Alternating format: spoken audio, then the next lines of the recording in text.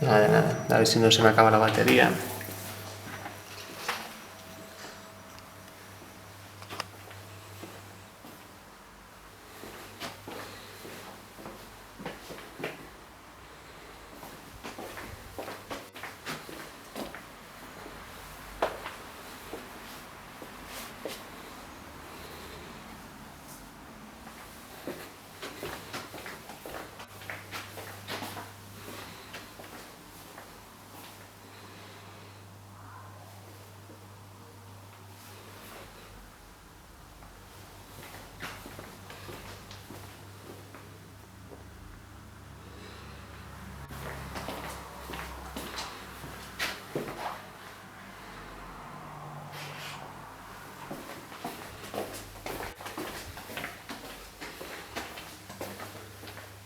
Puedes entrar, Alberto.